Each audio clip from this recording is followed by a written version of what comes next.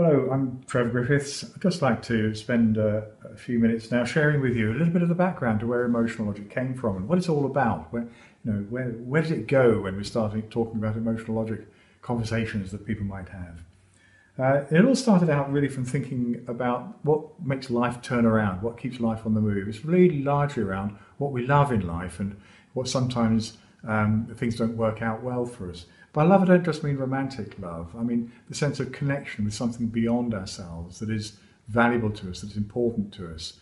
And as soon as you see any sign that that connection might get strained or lost or broken, then a set of reactions will start inside us that help us to prevent that or try to get that back if it's something that's been lost. So emotional logic is about all of that process. But this diagram here, we call it a life cycle.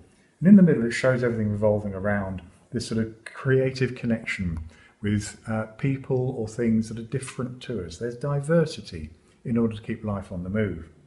And of course, when everything's ticking along hunky-dory and people are getting on well and we're having a good time, there's joy in love. As people gather together, there's a joy that starts up in life. People say that joy is knowing that the other person that you're with delights to be with you, and so on, which is where it's different a little bit to happiness, because it's about connection and movement, getting movement going in life and so on. But the trouble is that where there's diversity, there will always come a point where there's some sort of misunderstanding or disagreement and so on. And then the joy of love suddenly, setbacks, hurts. We find ourselves shocked. What's going on here? They're not behaving the same way that I would. Things are happening differently to the way I'd expected. What's wrong with them, or what's wrong with me? And suddenly we're into a whole new set of emotions, what we call the grief emotions, the unpleasant ones that come along. The angers and the guilts and the depressions and the despairs and anxieties and so on. And it all starts churning around at the bottom. Where there's separation, where there's brokenness, where there's misunderstanding, grief emotions will get going. Now, grief is not one emotion amongst many. It's a whole set of unpleasant emotions that are very disturbing because they're there to move us, to explore new ways, to reconnect with people again. That's what this other half of this life cycle is all about. We've been pushed out of the joy of love through shock down into all of this uncertainty, wondering what on earth's going on.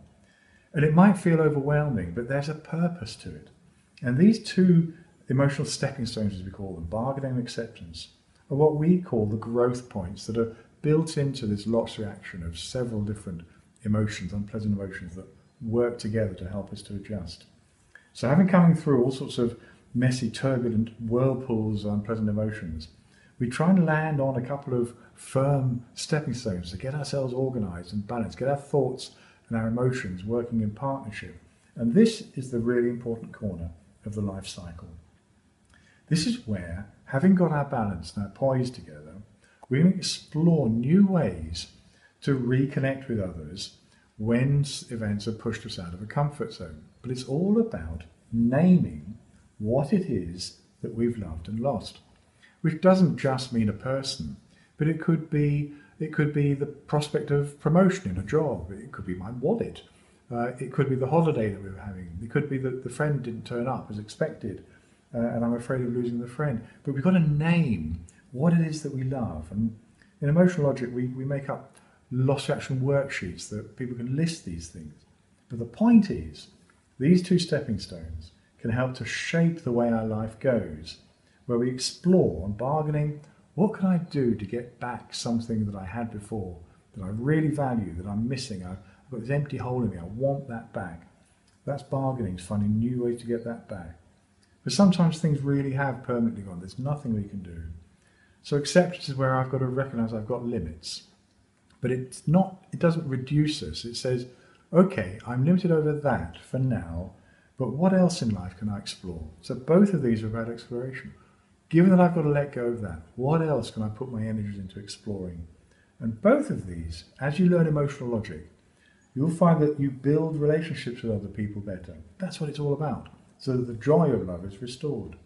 So here we have it. That's the life cycle. It revolves around love. There's the joy as we gather together and with diversity recognize each other's value and thrive because we're different to each other. But then when something happens that sets us back, hurts, disappointment, separation, brokenness, these messy whirlpools of emotions can really spoil life, and we can feel lost and wondering what on earth it's all about. But emotional logic teaches that they're all there for a reason, to help move you through bargaining and acceptance into exploring new ways to reconnect with people. Totally different life might shape up, but nevertheless, there's relationship building. Even though sad and bad things have happened, life can move on. So it's largely about getting movement into life when we feel stuck. It's about stuckness and movement. And emotional logic helps us to understand that.